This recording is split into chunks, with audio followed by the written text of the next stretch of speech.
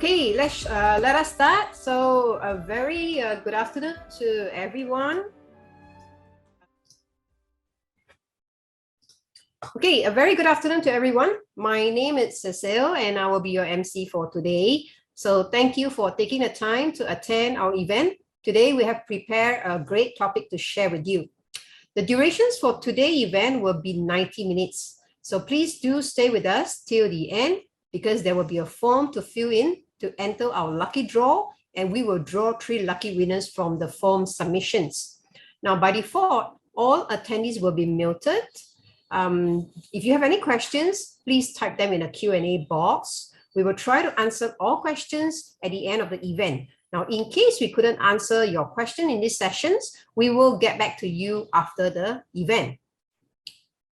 Okay, so again, thank you all for taking your time to attend the first of our webinar series on going global for your business. Now, this has been a topic widely discussed within our pool of customers and prospects. And according to Oracle data reports, it is a topic that is top of mind for many companies. Now, the COVID pandemic might have delayed globalization plans for some, or even fast-track the priority to expand for others. As you can see from the data point, 83% are looking to expand the team globally with a remote global workforce model in response to the COVID-19. 45% slightly delay the expansions, but will do so within a year. 9% intend to expand internationally, but not in 1 year. Now, more than 50% have plans to expand or add operations in Asia Pacific. North America and Asia Pacific were the most popular regions. So while globalization is a hot topic for most companies, for the first sessions in our Going Global webinar series, we are going to zoom in 3 key territories in the Southeast Asia region. So Singapore, Malaysia, and Indonesia. Now, these territories have been a hotbed of exciting startup and company growth, with many unicorns newly minted in the year of 2021 alone. This region is the home to many fast-growing companies and unicorns. Some examples shown in a slide here. They are territories of interest for many companies wanting to ride the wave. Hence, today, we would like to share our experience with helping companies on the expansion plans to Southeast Asia. So on to our main event. Let me share with you the agenda for today. Okay. So I skipped there. Sorry. So let's meet our presenters. Okay. So Peter Quek, Vice President and GM from Oracle Netsuite. We have Michelle Afonso, the CEO of Pointstar Consulting. William Chanlis, the Regional Head of ERP Sales from Pointstar Consulting. And Baptiste Basso, the MD of Shearwater Group. And also, I would like to share with you the agenda for today's webinar. Okay, after this welcome session, Peter Quek from Oracle Netsuite will then share with us more on international expansion, why Cloud ERP. Now, followed by a fireside chat session, and then we will then open up the floor for questions. Now, before the conclusions of the sessions today, we'll be flashing out a QR code that will lead you to a form to complete in order to enter a lucky draw, where we will draw 3 lucky winners from the form submissions. Now, without further ado, let's welcome Peter Quek, Vice President and GM of Oracle Netsuite ASEAN, to share with us about international expansion, why Cloud ERP. Over to you, Peter. Thank you, Cecil. Thank you for the introduction. Allow me to share my screen.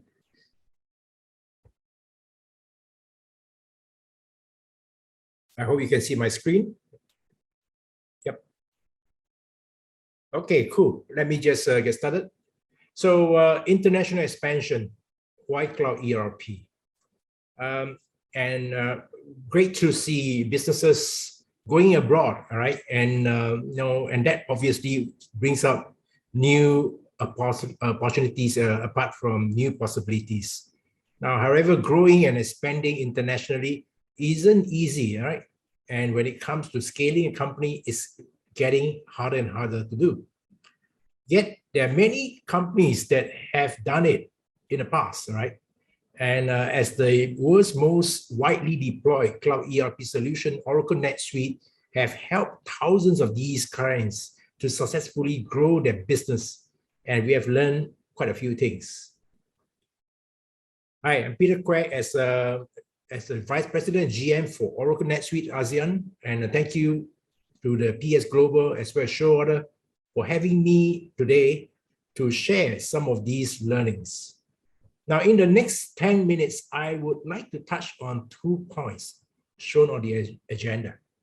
First, NetSuite, who are we? And second, why NetSuite? Why Cloud ERP? So first and foremost, let's talk about NetSuite. Who are we? Probably most of you have not heard about NetSuite. Well, NetSuite's scale and ability to execute as far as growing, helping companies grow, is really unsurpassed. We have over 29,000 customers all running on the same version of this wonderful cloud ERP product. Our customer base range from emerging companies to some of the largest global enterprises, and NetSuite remains the fastest growing financial management platform in the world today. We are an especially trusted partner to public companies with over 1/3 of IPOs last year running on our platform. Now, growth is not new to us as we are facing customers every day that is looking to grow as part of their transformation journey. Our proven, reliable, and scalable success is what caught the attention of Oracle way back in 2016. And not right after the acquisition, that has actually strengthened NetSuite even further and accelerated our growth. Now, in the last 12 months alone, we have been growing in excess of more than 20% year on year every quarter, with over 6,000 new customers that have signed up with us. So let's take a look at some of these customers. Who are they globally? All right, that I mentioned 29,000, and you'll be very familiar with a few of these names: Virgin Money, Costco, Assets, and the list goes on.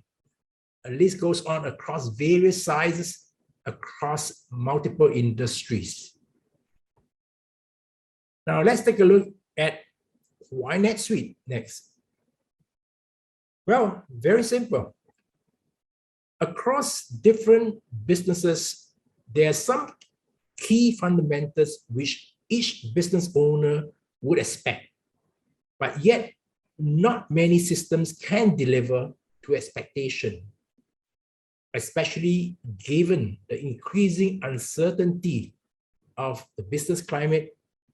And as companies expand internationally, there are other considerations like setting up a company, the tax regulations locally, the cost of operations, and so on. These are some key fundamentals to support business owners in running a business. First is about the visibility. What can I, as the business owner, CFO, see right now that tell me about the business matrix or the business health? 2, control. What can I, as the business owner, CFO, do to control the situation right now? Be it a crisis or be it a good time, that is opportunity out there. Agility is the third point linked to the second one.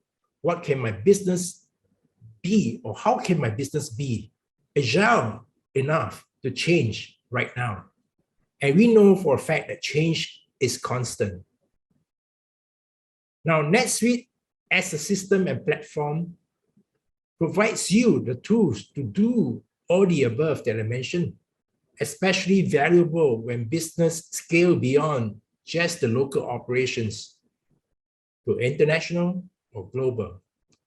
When it gets more complex and subject to varying market conditions, changing regulations, and of course, the need for the business to adapt quickly to changes, navigate through these business challenges, and to take advantage of business opportunities when they present themselves. Now, despite what I said earlier about the uncertainty, especially in 2020 to 2021, and we know the reason why, the first 10 months in ASEAN 2021, there were more unicorns minted than the previous 6 years combined. NetSuite is indeed fortunate and delighted to be part of that journey in the past few years of half of these new unicorns in 2021. Thank you, Dew Street Asia, for publishing the results, which is really a delight to see. I want to touch a little bit about why NetSuite Cloud ERP. Having heard what NetSuite is about, it's important for us to examine why NetSuite as Cloud ERP. First, scalability. Now, cloud solutions are easily scaled up and down in support of growth and business cycles, since they are purchased upon or based on the number of users, L transactions, and they don't lock down the company into fixed costs and perpetual licenses, as we know some other revenue models are about with those limitations. The second one is really innovation. Now, through cloud technology, companies benefit from the pace of product innovation from the provider and investment being made by the SaaS and PaaS, of which NetSuite is both. And here I would like to advise you to know the difference between true cloud versus fake, or what I call hosted cloud solution. Fake cloud, think of it as a traditional servers. You own them, move them to a data center to be hosted in silo. You literally rent a rack and network infrastructure. The software may still actually be the legacy client-server architecture, not optimized to run on the internet. That is fake cloud. True cloud, on the other hand, is really about the entire stack, infra, platform, and software, all designed to be multi-tenanted, not single-tenant, multi-tenant, and managed by only one vendor. I'll talk a little bit now about another consideration, and that is pertaining to upgrades. Now, the twice yearly upgrades mitigate risk as NetSuite, the cloud service provider, takes responsibility for making sure the application upgrades happen seamlessly.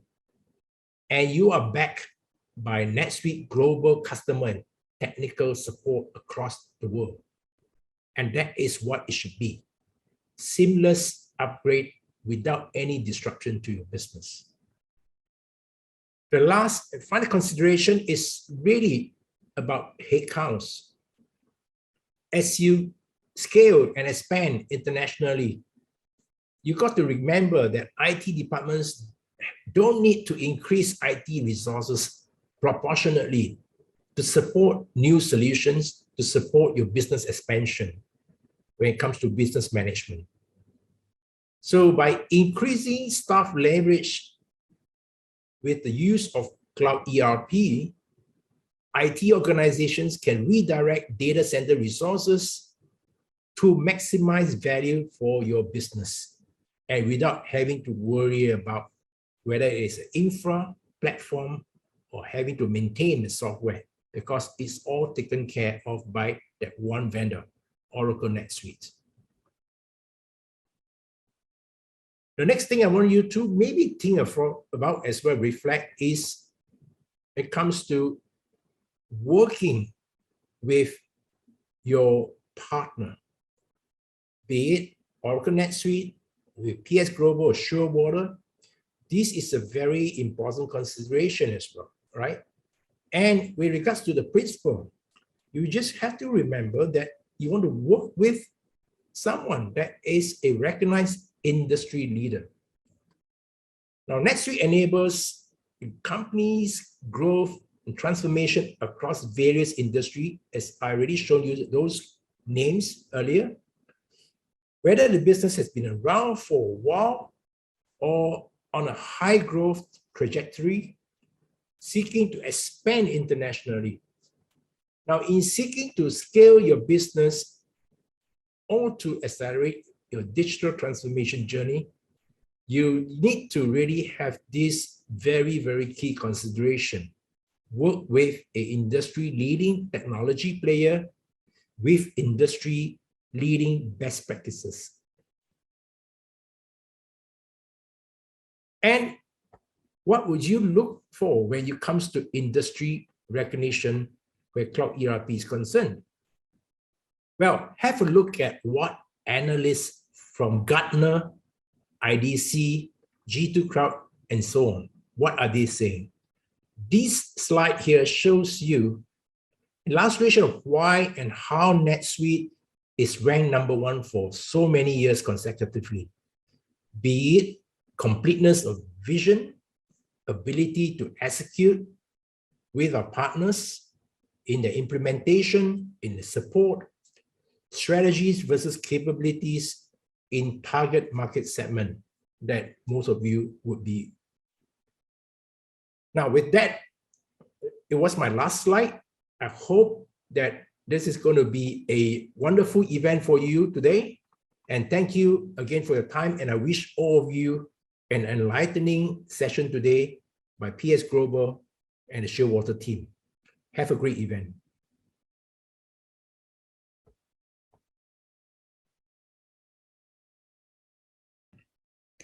Okay, thank you so much, Peter, for that sharing.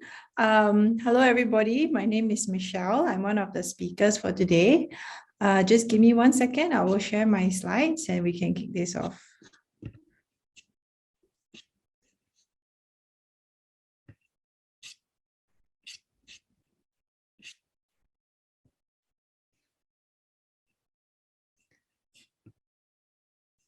Okay, just quick check. You can see my slides, okay? Okay, great. So thank you so much, Peter, for your sharing about NetSuite and how it's really been helping some of the fast-growing startups as well as companies who are expanding in today to be able to scale seamlessly across their scalability plans. So just give you a little introduction about ourselves. So today's webinar was jointly basically organized by Pointstar Shearwater Group. Okay, and why did we organize this webinar? What makes us, qualified to talk to you about these topics? So just a little bit about us. We are the leading cloud service provider in Asia. We have been selling and partnering Oracle NetSuite since 2008. Over the years, we have helped many of our customers in the Asian region to actually implement their back-end systems, their financial accounting systems, and we've actually helped them grow together from one country and expanding out to others as well. So based on that, we wanted to share with you a little bit about our experience and how, some of the lessons that we've learned when we've gone through these projects with our customers. Okay, so a little bit more about self. We were awarded the 5-star Oracle NetSuite partner in the year 2019, 2020, and 2021. Just for context, for those years, 5-star is basically the highest level that you can achieve in that Oracle NetSuite. And in doing this, we are very happy to have been able to help our customers in various countries in Asia: Singapore, Malaysia, Indonesia, Vietnam, Japan, Taiwan, and South Korea. And we're hoping to grow even more and help more customers within the Asian region. we have grown, of course, together with our customers, we have also grown in size over the last few years to be, I would say, Oracle NetSuite's, one of Oracle NetSuite's biggest partners in Asia, such that we are able to run dedicated customer success teams to help our customers, not just in the initial projects, but also to be able to help you on your entire journey, right, in terms of the use of cloud solutions. Okay. Our partnerships, our core partnerships that we have, and we are very happy to be working with them in the cloud space are Oracle NetSuite, Workato, Workday, and Google Cloud. Okay, and like I mentioned in the previous slide, we've been working with them for many years, since 2008, right? And I think over the time, we built ourselves up to become one of the leading partners in all aspects, right? In order to be able to deliver, I would say, best-in-class cloud solutions to our customers in order to support their growth journey. Okay. So just wanted to share with you also some of examples of some of our customers that have benefited from moving on to the cloud. So I'm just going to play this video, which is a mixture of our customer success stories over the 3 countries we're talking about today: Singapore, Malaysia, and Indonesia.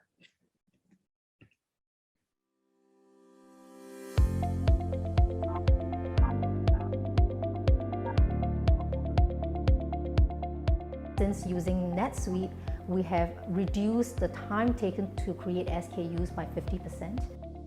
And in terms of PO creation, and we have reduced PO time creation by 75%. Pointstar sent a very good team to help us with understanding how we should capture the information in NetSuite. They were very patient. They walked us through many options. They spent many hours patiently trying to understand our needs, and were able to add value and give good solutions as well. 使用了这个 NetSuite 功能之后呢 ，NetSuite 系统之后呢，我们整合了这个财务系统和这个业务系统，使我们能够及时的掌握我们的库存，还有这个销售的数据报告，让公司的这个管理层呢能够更好的做出决策。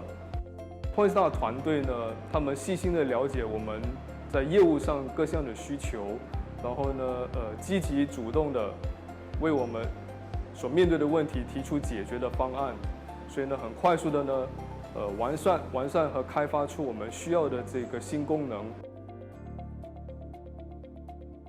Oracle NetSuite can integrate with other software and systems and help to build the management report and more effective and efficiently. When we engage Pointstar, they really come in with a consultant to understand our business need and then our pain point in terms of our integration, data, and the processes. And with that, we come up with the projects and the milestone and discuss with the related departments to make sure that the data eventually flow from all different systems to Oracle NetSuite for capturing as a management report. NetSuite ngebantu kita di perusahaan kami secara keseluruhan karena masing-masing departemen bisa mendapatkan data real time.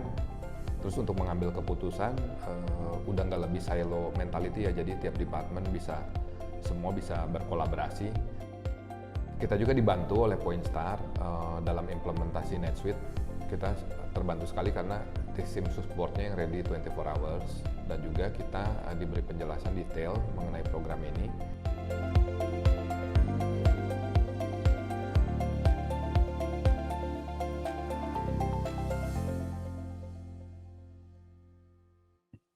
Okay, that was just a short video clip about some of our customers that we've helped in the region.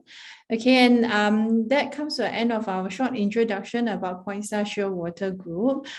Before we move on to the next session, right, the next part of the session, I just wanted to stop here and maybe just take a poll. I can see we have quite a few attendees here with us today. And I think we just wanted to check, how many of you are currently exploring moving your business overseas, going global, specifically in Singapore, Malaysia, Indonesia, or even other parts of Asia. So if we can just put the poll up.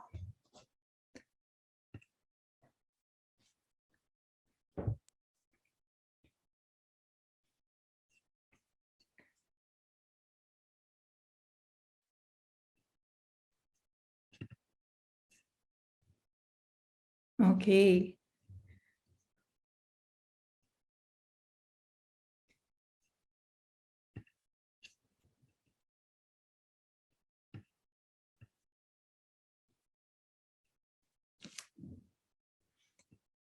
Okay, thank you so much for your participation, right? So I think we can definitely see that there are people who are thinking about moving on to expanding their business out of their current country, right? And I think given the nature of our audience today and where they are coming from, we can see that Southeast Asia is definitely an area that's of interest to many of y'all. So with that, maybe I can bring us on to our next session. Okay, so we are going to start the fireside chat. Our MD from Shearwater Baptist will be hosting this fireside chat, right? Baptist, over to you. Hello everyone, my name is Baptiste. As Michelle mentioned, I'm overseeing East Asia, so China, Korea, Japan, and Taiwan. So I don't know anything about Singapore, Malaysia, Indonesia, and I will be representing the attendees and squeezing all the knowledge from Michelle. So at the end of the session, we know what we need to do to expand efficiently into those countries. Okay, so Michelle, why is it difficult to expand abroad first? Why is it difficult to expand? So I think first of all, for people who are running the business, right? I think we know that when we go into a new territory, right? There are a lot of unknowns, and so therefore it comes with its own set of challenges. So when we speak to our customers, right? When we consult with them, we realize that there are some common so-called topics that commonly come up in terms of their concerns. And I think this data points from Frost & Sullivan does summarize that quite well. So first and foremost, people are always concerned about IT issues, right? Will their systems be able to work in the respective countries that they are rolling out to?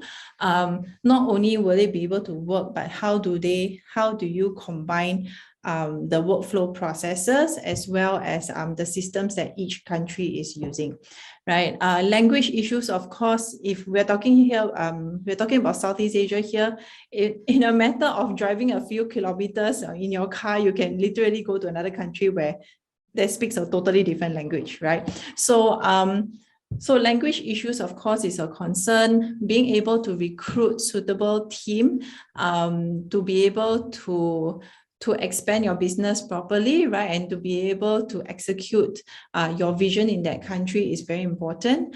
Identifying suitable premises for you to execute your business. Taxation issues, I think this is constantly a headache for everybody, right? We want to be compliant. If we are not compliant, have to pay penalty fees, right? Nobody wants to pay penalties, right? Same thing with accounting. I think compliance with the local tax and accounting laws are always top of mind, as well as legal complexity. So, setting up a business, right? What are the laws you need to follow, whether it's corporate laws, labor laws. And of course, the last one is transferring of cash, right?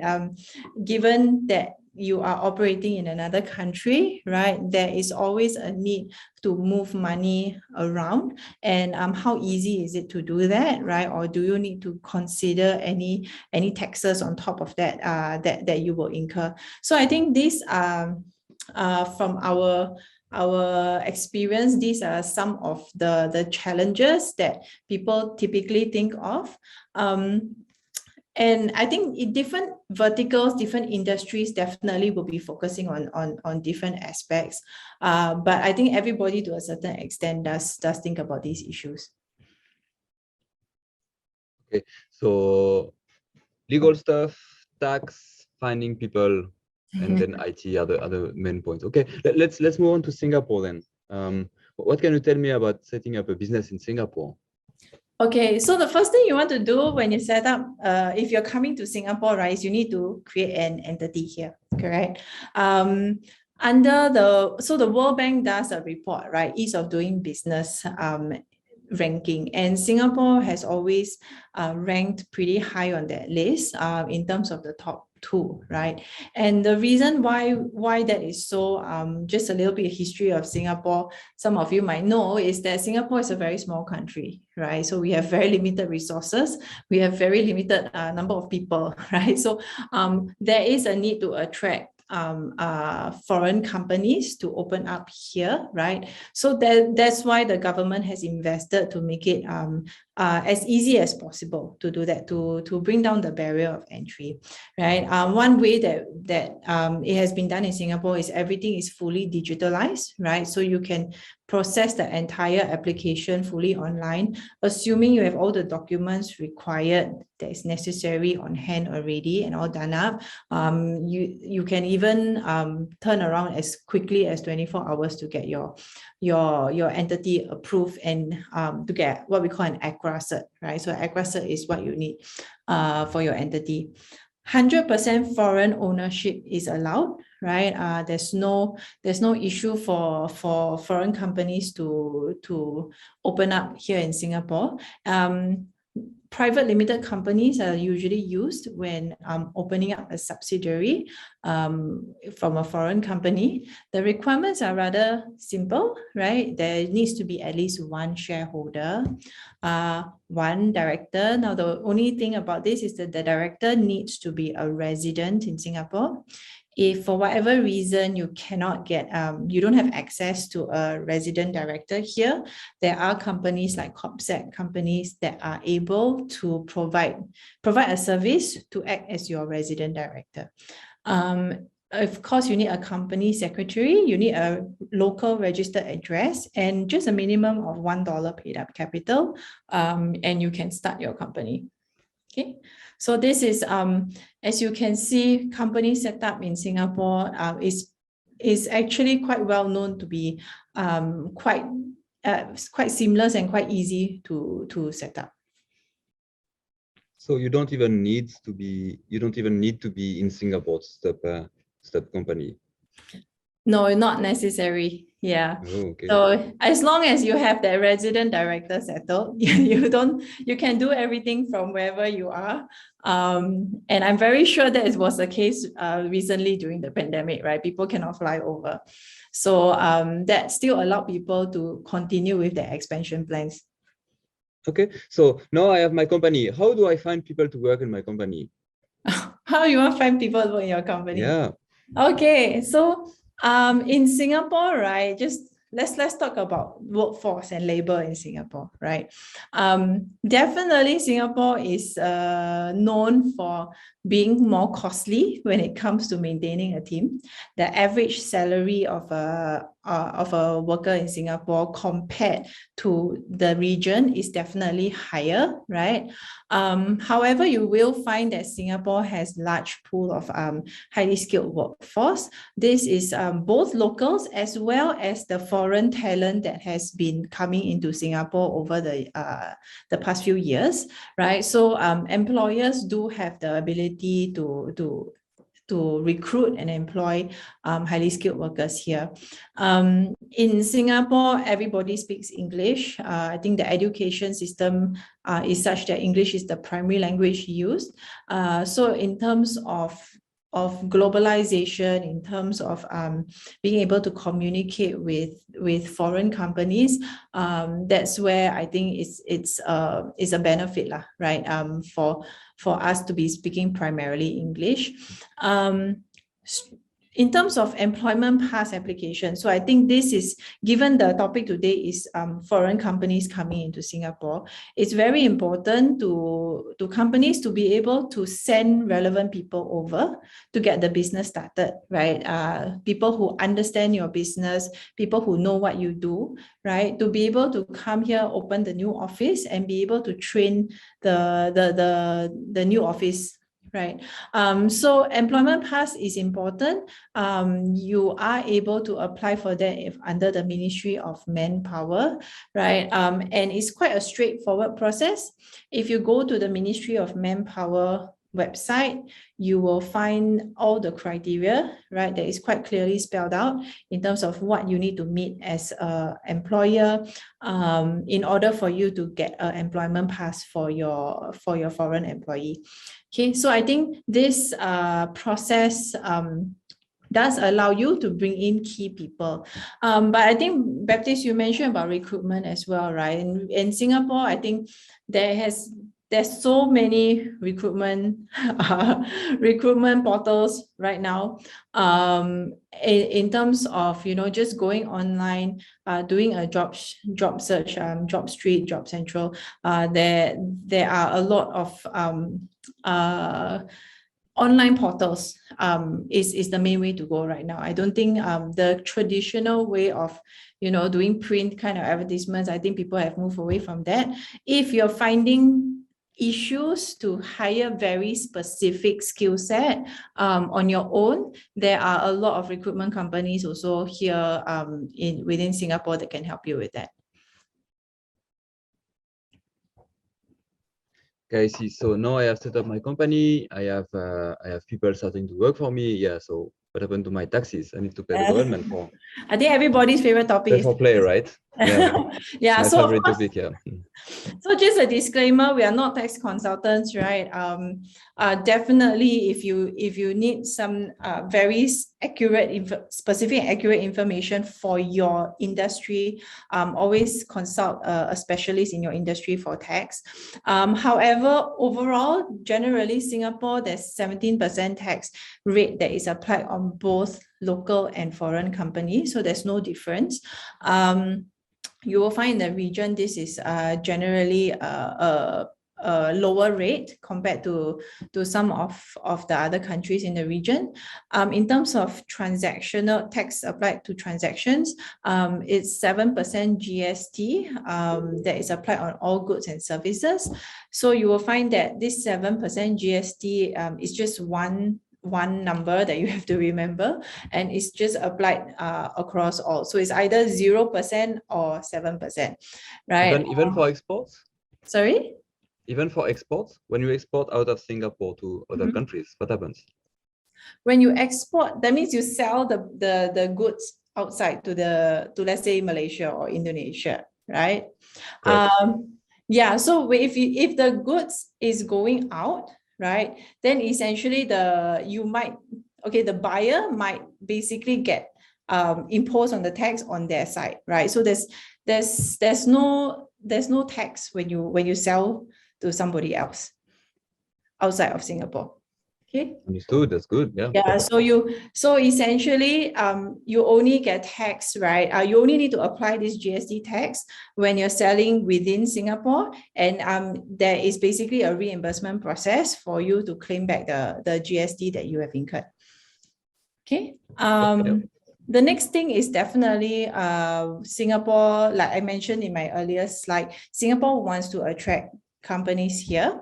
Right, so they have set up certain incentives, right, for you to do so. And one of the key ones is that for the first 3 years of your operations, right, the government actually exempts you on 75% up to 100K, right? And on top of that, any excess earnings on top of that, you will be exempted 50%. And they do that for the first 3 years. If you are hitting the ground running when you're here, you can actually save a lot of money on tax, right? But if you need a ramp up period, this definitely will help you for that first 3 years. Next thing also, of course, is that when you are doing business in Singapore and you are residing in another country, you want to make sure that you're not double taxed, right? So Singapore has been able to establish avoidance of double taxation agreements with a large number of countries, actually about 50 countries. So depending on which country you're in, there will be agreement in place to help you avoid that. Singapore is also known for not taxing on dividends or capital gains from a business. So I think this is something that is quite attractive to people in order to set up in Singapore. And I think just generally from an administrative perspective, the processes in terms of you filing for tax, understanding the different tax laws and rules is made to be quite streamlined and easy to navigate, right? Of course, if you need additional help, there are a lot of tax consultants and accounting firms in Singapore that will be able to help you, right? However, there are quite a lot of local SMEs that I know of. If they're not big enough, they basically just do it themselves. Okay, so it's meant to so-called facilitate the ease of doing business. Okay, see any other points we should cover here? Other consideration. So other considerations, including what happened to foreign currencies. Foreign currencies and chart of accounts. Any specific chart of accounts, Singapore, thing like this, please. So okay, I think the only thing specific to Singapore that I can think of now is, of course, and this might be more relevant to the tax, like GST, right, is like the tax that we use. So in terms of reporting, right, is usually there's a F5 document that you need to submit. So it's important that your system that you choose, right, can support that. Other things that's specific to Singapore would be, for example, one of the points here on this slide is Singapore has adopted the PEPL network, right, as a platform for B2B invoicing. So this is something that is actually a network that was used in Europe and that Singapore is now adopting. So if you want to have seamless B2B invoicing transactions, you will need to find a system that can support you on the PEPL network, right? So other considerations, right? When you do business in Singapore, definitely if you're looking at the region, Singapore can be quite expensive just in terms of cost of doing business. We talked about the higher cost for salaries and payroll, but other factors as well, like rent, just general cost of living, utilities are generally higher here. Another thing to take note of is that if you are coming to Singapore to sell to the domestic market, right, in terms of size, it's definitely smaller than our neighbors, which is why we usually see, right, Singapore as a place where the regional HQ is situated, and then you branch out to the neighboring countries, right, to actually really capture the much bigger market that they have there. And that brings us to the point also where Singapore has a strategic geographical location, right? So it's very convenient to set up base in Singapore and then basically use that as your starting point to reach out to the region. Singapore, like I mentioned, is very small, not only in terms of people, but in terms of size, right? So because of that, we've been able to have a good infrastructure set up.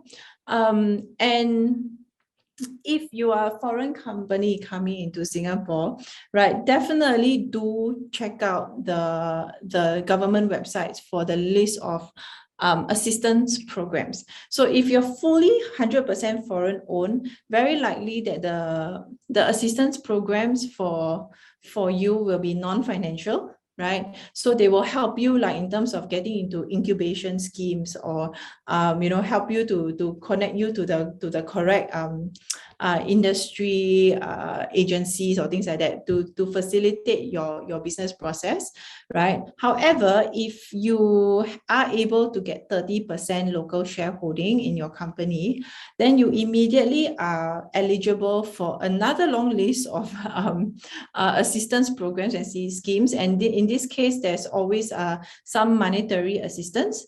So this can be around your to support your efforts for digitalization, for you to install systems, ERPs, for you to increase your productivity. It also will be able to fund things like you hiring new people, training your staff. So definitely a lot to take advantage of. And this is constantly being updated. So you really need to go to the website and see what's the latest available list if you're thinking of doing that, right? And I think I already spoke about the PEPL network, and I think Peter just now also during his presentation mentioned that, you know, in 2021 last year, right, there was a whole lot of unicorn startups that were coming out from the region, and quite a few of those unicorn startups, right, are either originated in Singapore or are HQ in Singapore, right? So I think this is this is definitely one of the exciting places to be, right? To get in on this action. Yeah. So these are some of the other things that are usually talking points between me and my customers. But of course, there's a lot more to talk about in terms of a specific country and in terms of a specific vertical or industry. Yeah, which I don't think I have time to go in at this point of time. Yeah. So that's all. That sounds very good. Okay, yeah. I'm sold on Singapore, but so what about Malaysia? It's just next to Singapore, right? So Malaysia is basically Singapore's neighbor, right? And I think for Malaysia as well, right, it is also when I speak to my customers as well, it's also a very attractive place for them to set up their company. So again, going back to the World Bank's ease of doing business, Malaysia also ranks very highly on that list, right? In terms of being able to come in and to set up your company in Malaysia. Being able to set up a foreign company in Malaysia is totally doable, right? The only thing you have to take note of is, again, industry specific, right? So certain industries require a special license or permit. This could be, like, example, manufacturing or businesses that deal with oil and gas and things like that. And again, it's not a very straightforward answer, but there may be certain situations where there are equity conditions imposed before they can grant you that license or permit, right? So these equity conditions may require you to have some kind of quota in terms of local ownership or local employment before you are granted those permits. If not, right, if it's just, if you're not falling in that category, right, it is rather straightforward. Again, you just need one shareholder, one director. In this case, in Malaysia, it's even easier. The director doesn't even need to reside in in Malaysia. You need a registered address and minimum of RM1 paid up capital to set up. So again, as well in Malaysia, it is administratively, it is quite easy to set up your company or entity in Malaysia. Okay, I see. So then, yeah, what about my taxes in Malaysia? Yeah, so again, taxes. So in Malaysia, corporate tax rates range between 17 to 24%. Okay, whether or not you qualify for the lower rate of 17%, there's a list of criteria that you have to meet. So I will always encourage you to go and talk directly to the tax consultant to make sure that whether or not you meet that. But generally, those are for resident companies. Resident companies means that you are working, the business is being run in Malaysia, right? Primarily, your board meetings are being held in Malaysia, your AGMs are being held in Malaysia, right? If you're a non-resident company, means that your Malaysia office is basically maybe like just a branch or things like that, and the majority of the core work and or company management is held outside of Malaysia, then you are considered a non-resident company. And if you're a non-resident company, then it's 24% tax. Okay. In terms of on your transactions, right? So Malaysia was using GST until 2018 when they switched to SST, which is sales and service tax. Okay. So for sales tax, the standard rate is about 10%. And however, there are certain goods that can qualify for the lower tax rate, which is 5%. When we're talking about services, we're looking at a standard rate of 6%. Okay, so you can see here that there are like basically quite a few numbers that you need to manage, right? In terms of what needs to be taxed at what rate. So definitely, if moving into Malaysia, investing in a good system to help you manage your finances and your tax requirements will go a long way in terms of reducing your headache when it comes to reporting to the government.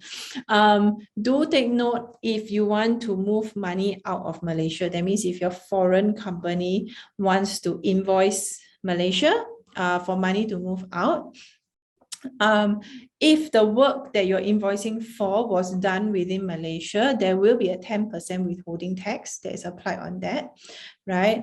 And also, of course, there is legislation to make sure that the amount that's being invoiced is fair, right? So that you will need to maintain a transfer pricing agreement between you and the foreign company that requires you to have a fair arm's length principle followed.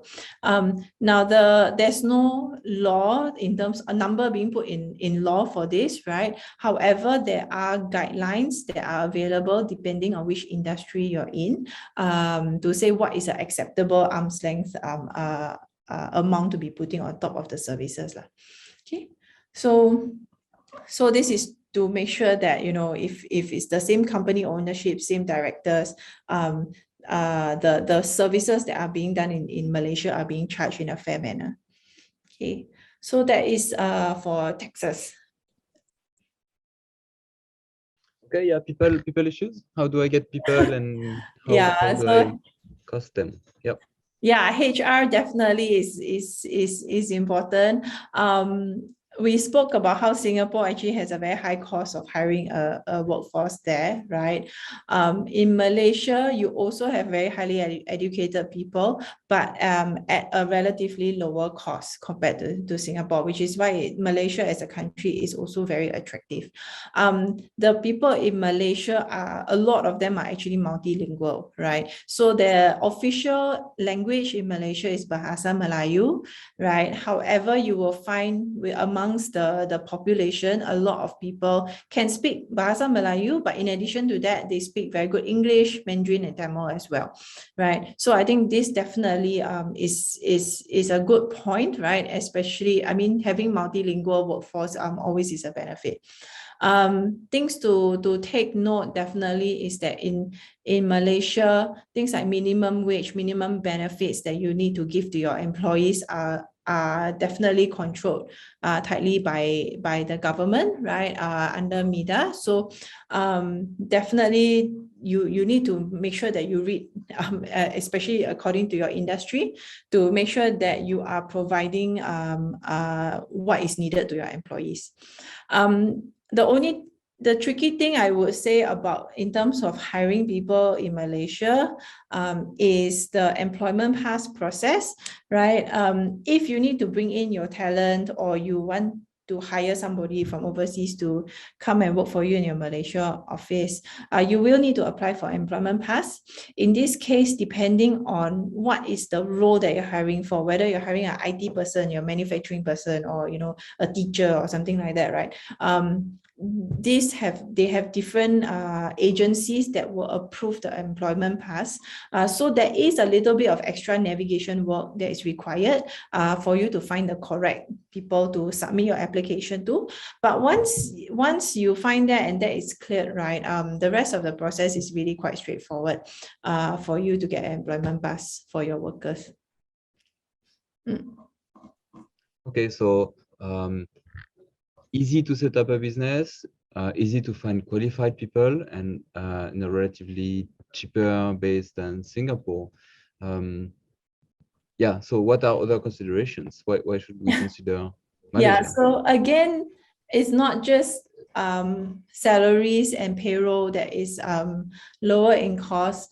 Also, if you compare to Singapore, definitely the cost of rent, the cost of running a business, cost of living in Malaysia is also more affordable, right? So again, this makes it a very attractive point for people to be setting up their company operations in Malaysia. If you are coming in to access the local market, right? For you to basically grow your business, reaching out to the 32 million people in Malaysia, that itself is a very large market, right? For you to conquer.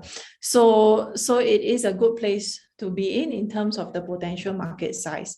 And again, not only that, like you mentioned just now, Baptiste is basically neighbor to Singapore, right? So geographically, it's pretty on the world map is around the same place, like right? And so it also is also in a very good geographical location, right?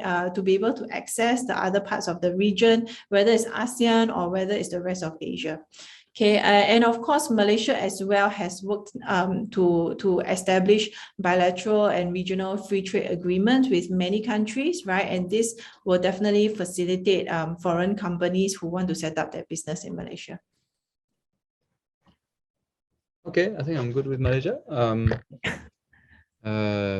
What do I get next? Indonesia. Yeah, so okay. Indonesia, I'm gonna let my colleague William to answer your questions instead. So William is actually based in Jakarta. He's been there for a long time, and I think he will be able to answer your questions better. William, you there? Yeah, hi Baptiste. How are you? Hi William. So Yes. tomorrow I want to set up a new company in Indonesia. What do I do? So why? yeah, I think Indonesia is now more open than ever in terms of inviting foreign investment. But I think it has been always like that, right? Since for quite a while. So I think there's a lot of sectors that now currently liberalized, right? Because those sectors are probably previously restricted, but then in order to grow the businesses, then the government has decided, to really open up this area to foreign investment. Right? You can talk about, stuff like oil refinery or all those stuff that previously are restricted, right? So currently, Indonesia, compared to maybe 10 years ago, it's probably much easier now to actually create an entity in Indonesia. It can be 100% foreign owned, no problem with that. So instead of in the past where you have to probably go through different hoops and loops to try to get documents approved, and which can take about 2-3 months, now they actually have like a one-stop services portal that enable you to actually centralize, centralize the company setup, be it applying for permit or being it the administrative and creation of the company itself. But of course, most of the documents have to be in Bahasa Indonesia, as the official language of Indonesia. But yeah, with the range of translation services available nowadays, that's not really an issue currently. So yeah, what I can say is that in general, setting up company in Indonesia is much easier now as the government open up for more investment. Okay, so I don't need to start learning Bahasa. Yeah, you won't need to. Okay. So how about my taxes? Yeah, so Indonesia has been reducing its taxes now. Currently, it's at 22%. I think there was a plan to actually push it up to 20% or even 18% to remain competitive with our regional neighbors, right? However, they decided to increase the consumption tax from 10% to 11% in April and subsequently 12% in 2025. And that's basically to offset with the burgeoning and the growing investment that the government is doing, especially in the light of the new capital. Probably here in Indonesia, going to build a new capital right in the middle of the jungle. So that's going to be something quite interesting. In terms of tax compliance, sorry, the consumption tax is applicable to all and every sell, or is it it depends on what you sell? Oh no, it will be the same. So it will be applied throughout, except for certain sectors such as fresh produce. There's no taxes on that. Or for example, if you're eating out, they actually have provincial taxes for what they call it. They call it entertainment tax for some reason. But yeah, other than that, it all applies throughout. So there's no differentiation for the consumption tax. Okay. Okay. Yeah. Still, it kind of depends on what you buy and what you sell then a little No, bit. So it you still need doesn't. a system. Yeah. Okay. So Okay, in that's okay. fact, the tax submission is actually getting complicated. It used to be that we can actually generate our own tax form. They're going to give us a batch of numbers to use for the tax invoice number. But now, you know, the government decided, I think last year they decided to centralize everything. So in order for us to be able to actually create a tax invoice, you know, your system need to be able to create a standardized CSV format that you upload into the government website, and then only then they're going to produce a tax invoice for you. So that's a bit of complication. A lot of people finding out that you know, we need to localize the taxes bundle in order to enable us to do that.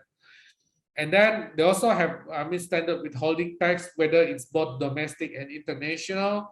So it's really applied to different tax subjects. And then they also have DTA agreements for foreign company. Like for example, in US, if you have a DTA agreement, you know, the deduction will be 10%.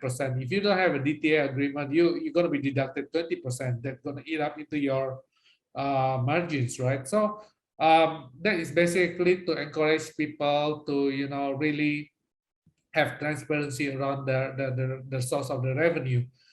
Tax compliance varies across industry. You know, you might have the mining might have a different tax setup compared to the F&B retails. There's also a lot of you know, tax credit available currently, especially if you are building into the remote area.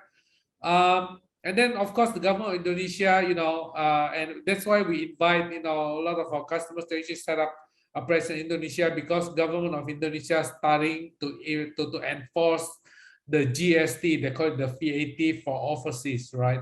So for example, if you don't have a setup in Indonesia, then, you know, whoever your consumer is will need to bear the taxes for that, for the 10%, right? So that is part of the push for Indonesia government to push the lack of Google, Microsoft to have an office in Indonesia. Not sure about Netsuite yet, but yeah, and trying to push the tax compliance for these, you know, overseas taxes. So yeah, I mean, it's not very complex. It is much easier now, but yeah, I think the complexity is there because it's, you know, I think Indonesia have easily more than, you know, $800,000 small, medium, large enterprises, right? You need a way to actually manage those tax compliance, just like China. Okay, I see. A quick question on the picture on the side as well. I can see people are actually walking on the streets. So oh no, it's a car why free is this? day. Oh, car free day. Okay, very Yep. good. Okay, no. Okay, so what are those people? How do I find those people working in the streets for car free day, and how do I pay them?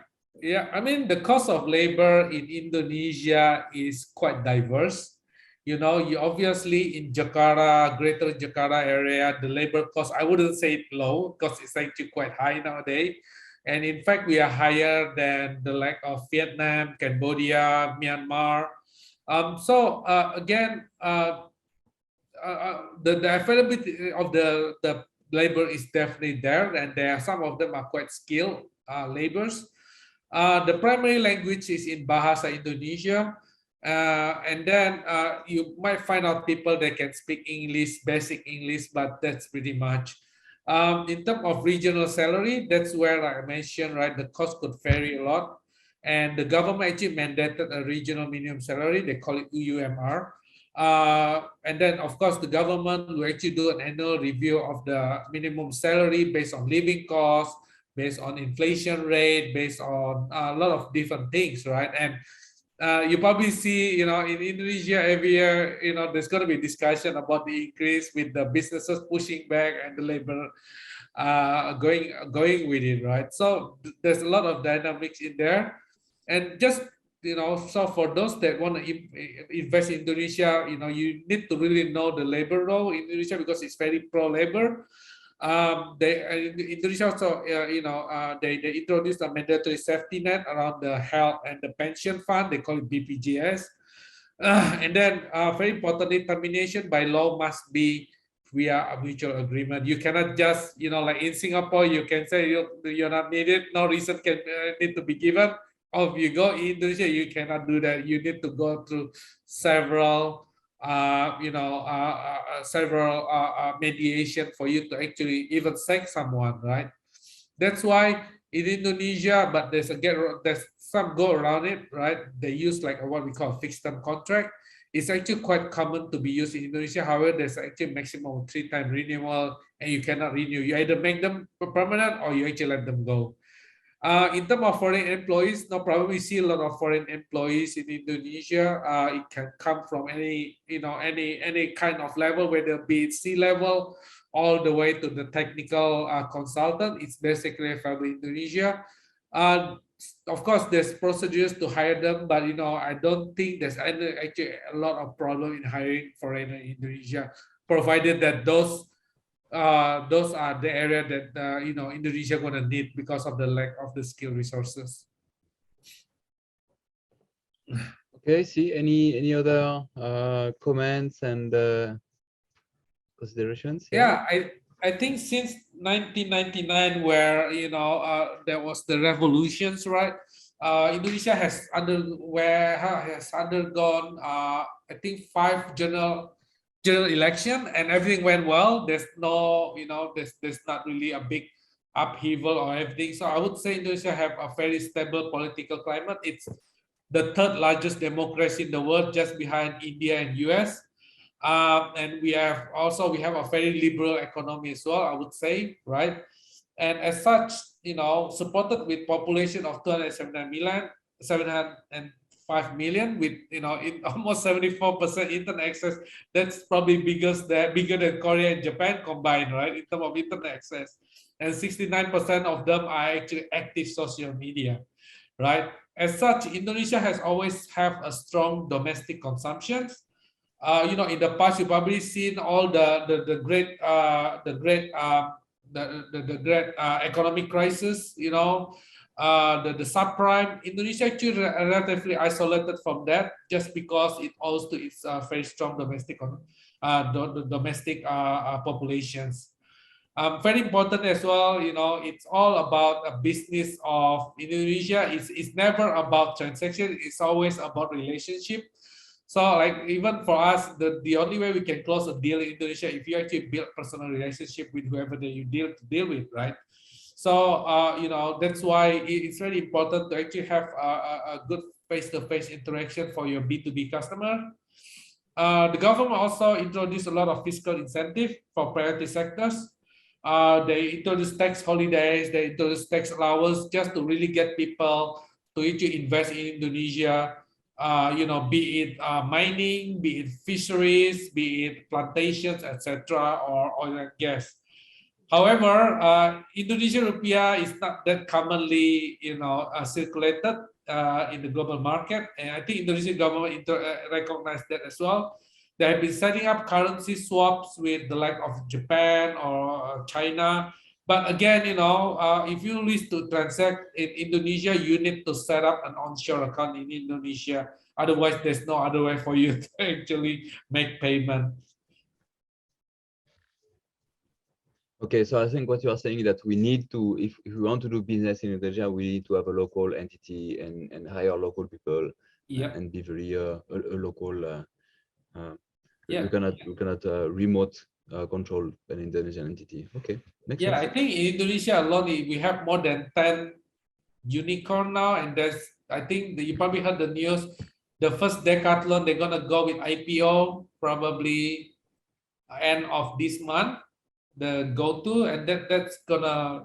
I believe it is this decathlon. They actually they're gonna do IPO in possibly 6 countries. Sorry, six exchanges. So I think they're fighting Singapore, Indonesia, Nasdaq, NYSE, and a few others as well. Wow. Okay, a lot of growth upcoming, and we should try to leverage this vitality in the sector. But how to do this? I mean, Michelle, can you Yeah, so help I us think run through the but thanks. how Thanks, to do this? Hardik.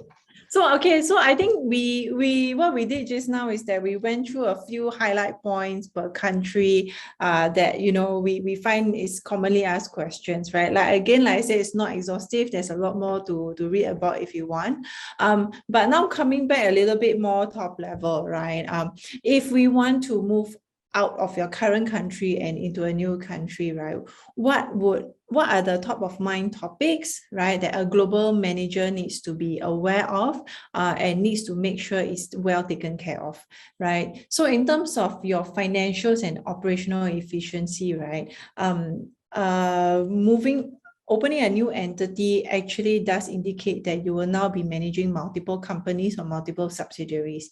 The financial reporting requirements over where you are now and the new country, for example, Indonesia, right, might be very different, right?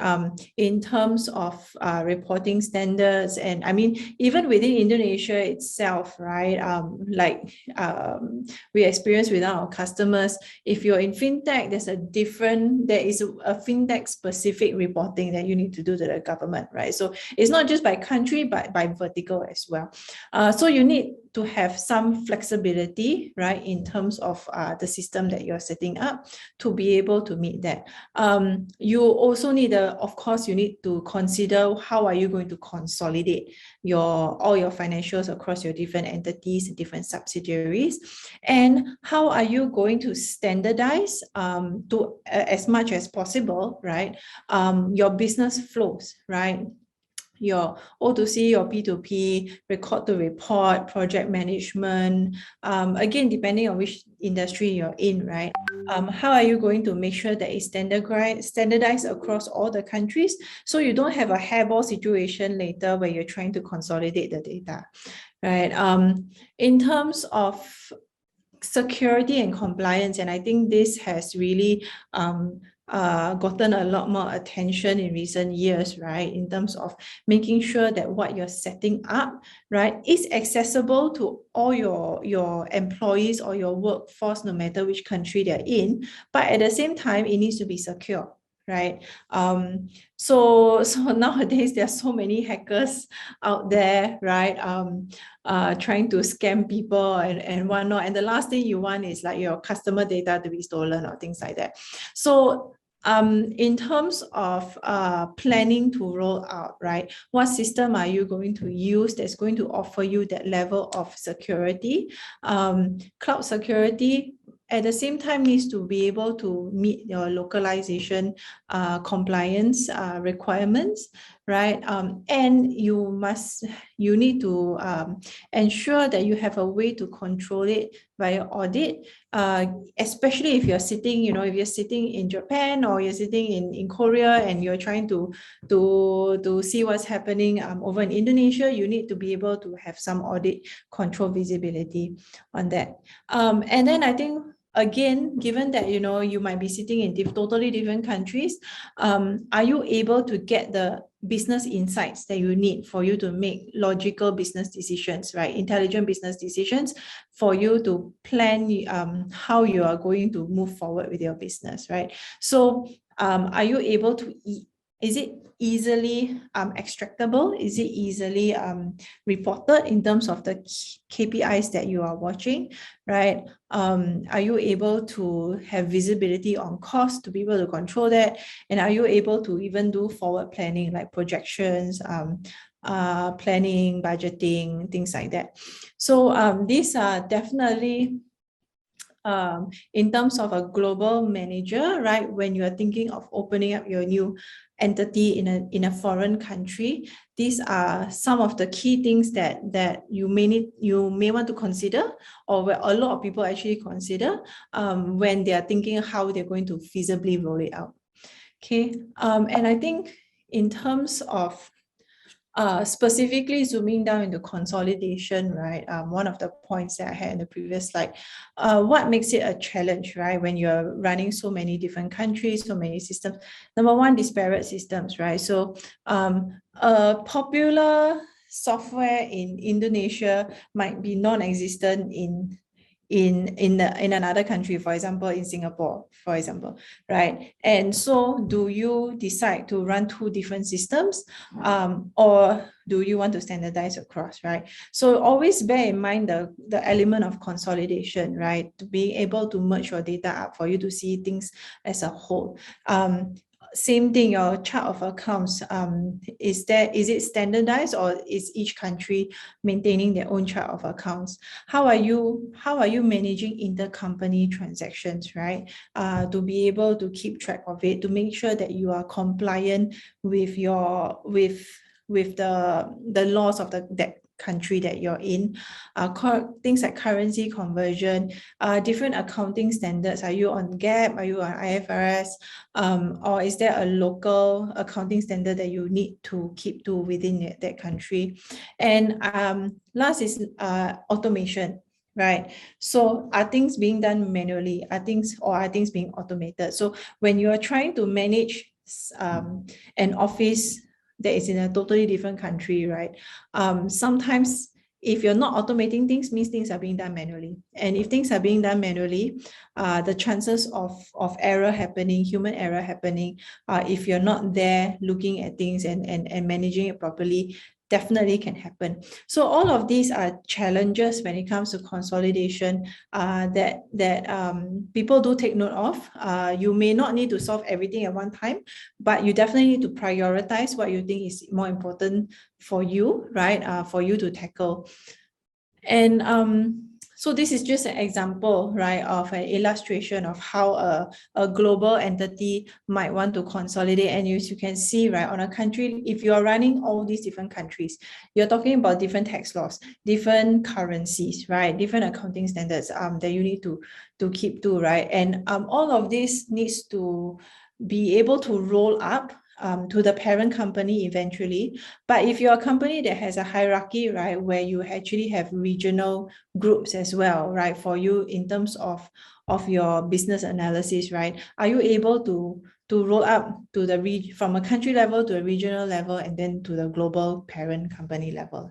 So this is something definitely that people need to consider. How are you going to do this? Because running things individually is always easy. I think the issue comes when you're trying to consolidate and roll up. And not to add another layer of complexity on that, right? So you already have all the countries, and then again, you might have different accounting rules that are applied, right? Because of the different requirements that you have in different countries, right? So are you expected to literally maintain 3 separate books manually? Or what some people do is that they invest in a system where you just enter the transaction one time and the system is able to maintain this, in this example in the slide, these 3 separate books for you. So this is what we call a multi-book function, right? And this requirement usually comes up when you're running a global company. Okay, so these are definitely just some things that to consider. In terms of when you're talking about consolidation and the challenges when you're rolling out your different entities. Okay. And so just I realized that we are actually running out of time soon. So anyways, it's good. This is, I think, pretty much the last slide that we have. Just to wrap up what we have said, what the message that we want to get across, right? Managing a global business, these are some of the key takeaways, right? You need to be able to, we've demonstrated in some areas it's the same, but there's a lot of differences when you move from country to country, right? So you control through standardization and centralization whenever possible is going to help definitely in terms of your management of this a global business. So shared general ledger, standard chart of accounts, the compliance levels, compliance that you need to keep to, and all the workflows, operational workflows that you want to implement across your your company. And second thing is you need to be able to have visibility of what's happening across all your companies in no matter which country it's in. So whether it's visibility on your inventory, on your financial status, on your reporting, audit visibility, these are all data points that is extremely important for you to run your business. And you not only want it to be available to you, you want it to be available to you if possible in real time, right? So that you can make quick decisions and you can react to what is happening in the market before things get out of control.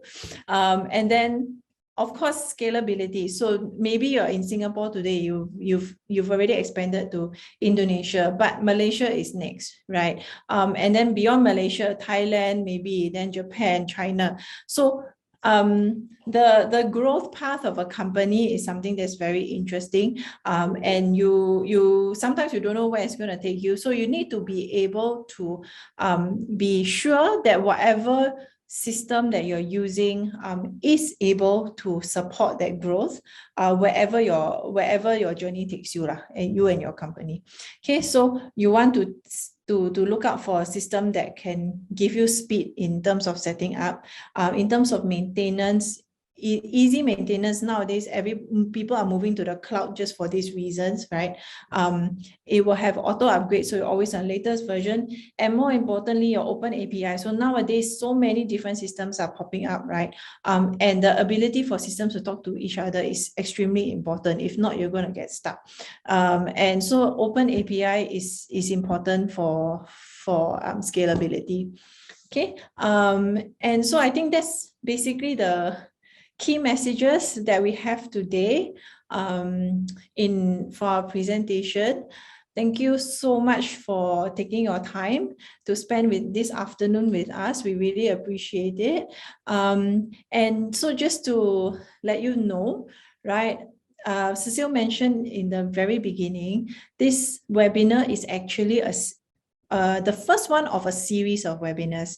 So Point Star Shearwater Group, we actually have a representation in many countries in Asia, right? And so that's why we started this series. So today, Singapore, Malaysia, Indonesia. Our next one coming up in May is Japan, Korea. We have China and Taiwan in July. And in September, we are going to explore Thailand, Vietnam, Laos, and Cambodia. Okay, so if these countries are of interest to you, you have plans to expand there, please do take note of these dates. We will be sending out the invites again closer to these dates. Okay, so so that's at the end of my presentation already. I see we have 5 minutes left of time, right? I think this is a time if anybody has any questions, myself and any of the panelists will be happy to answer questions that you have.